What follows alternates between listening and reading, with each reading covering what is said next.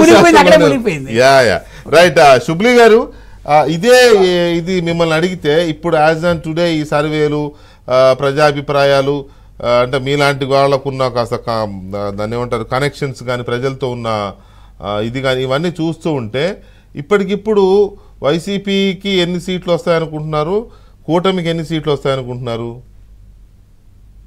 అసలు ఇప్పుడు ఉన్న పరిస్థితిలో చూసుకుంటే సార్ చాలా స్పష్టంగా ఏంటంటే ప్రజల యొక్క మైండ్ సెట్ చాలా స్పష్టతతో ఉన్నారు ప్రజలు. జస్ట్ ఒక్కసారి ఎన్నికలు వస్తే కనుక we have to get out of all these things.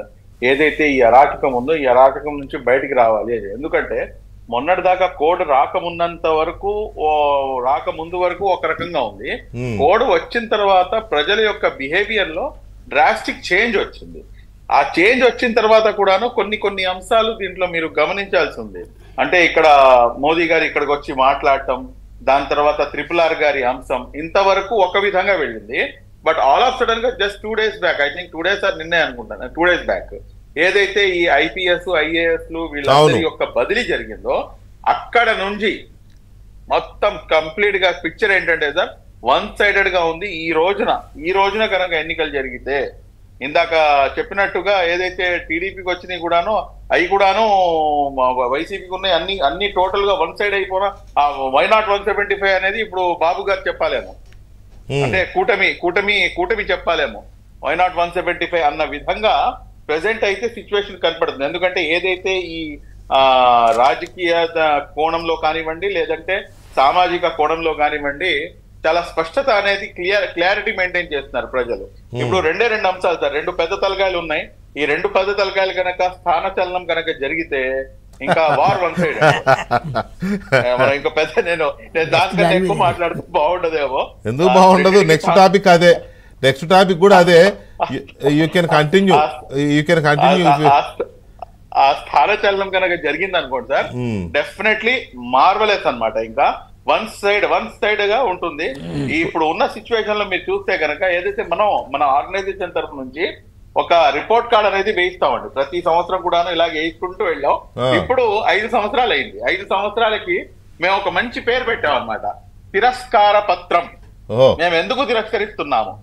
తిరస్కార పత్రం జగ్గుభాయ్ రిపోర్ట్ కార్డ్ అని చెప్పేసి దీనికి పేరు ఇవ్వడం జరిగింది. నామకరణం చేసి జగ్గుభాయ్ రిపోర్ట్ కార్డ్ తిరస్కార పత్రం అని చెప్పేసి చాలా స్పష్టంగా దీన్ని తీసుకెళ్తే ఇప్పటికీ దీన్ని నేను 3 సార్లు ప్రింట్ చేయించాను సార్.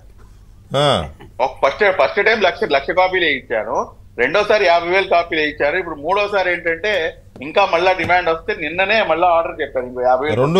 2 సార్లు వేసి కలిపి 150,000 వేయించాలేమో. అది ఇప్పుడు దీంట్లో మనం పెట్టింది ఏంటంటే సార్, దీంట్లో ఏం చేయలేదండి. నేను ఎక్కడా అబద్ధం మాట్లాడలేదు, ఎక్కడా తప్పు మాట్లాడలేదు. నేను కేవలం ఏంటంటే అసలు గత ప్రభుత్వ హయాంలో, అంటే నాడు నేడు అంటున్నారు కదా మన గౌరవ ముఖ్యమంత్రి వర్యులు, మళ్ళా మేము కూడా నాడు నేడు కంపేర్ చేసాం అనమాట. నాడు 2014 నుంచి 2018 వరకు ఒక సగం, ఎందుకంటే అది బీజేపీతో కలుస్తున్నారు, అక్కడ వరకు నేను కంపేర్ చేయాలి. ఎందుకంటే ఇవాళ మీరు కలుస్తున్నారు అని చెప్తున్నారు కదా. దాని తర్వాత మళ్ళీ 18 నుంచి 19, అంటే ఈ మొత్తం 5 సంవత్సరాలు, ఈ 5 సంవత్సరాలతో కంపేర్ చేస్తే వెంకటకృష్ణ గారు ముస్లిం అన్నవాడు వైఎస్ఆర్ కాంగ్రెస్ పార్టీకి అసలు దాని వెనక తిరిగి కూడా చూడడు. అంటే ముస్లింలకు చేసినటువంటి ద్రోహం, ముస్లింలకు చేసినట్టు సంక్షేమాన్ని పూర్తిగా సంక్షేమంలో నెట్టేసి, అదే విధంగా అరాచకాలు అయితే దానికి అసలు హద్దుపొద్దు లేదు. మీకు చిన్న 2 ఎగ్జాంపుల్స్ చెప్తానండి, టైం లేదనుకుంటా, బట్ వెరీ ఇంపార్టెంట్ ఇష్యూస్ అనమాట. జస్ట్ అంటే మీరు ఒకసారి గమనిస్తే కనుక 5 ఏళ్ల టీడీపీ పాలనలో ఏదైతే వక్ఫ్ ఆస్తుల యొక్క మరమ్మతుల కోసము, దాని తర్వాత షాదీఖానాల నిర్మాణం కోసము 35,94,00,000 రూపాయలు ఖర్చు పెట్టిందండి టీడీపీ 5 సంవత్సరాల కాలంలో.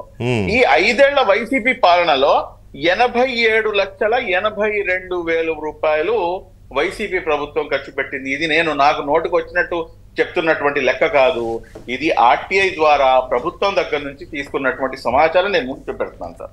ఇది నంబర్ 1. నంబర్ 2, 5 ఏళ్ల టీడీపీ పాలనలో రంజాన్ పండుగ కోసం, ఇప్పుడు రంజాన్ పండుగ జరుగుతుంది కదండి, మాట్లాడితే నేను ఏదో పొడి చేస్తాను, నా మైనార్టీలు, నా ఎస్టీలు ఏంటి నా అని చెప్పి సంగనాగిచ్చేసారు ఇక్కడ ఈ మా అన్ని సమాజాలు కూడా.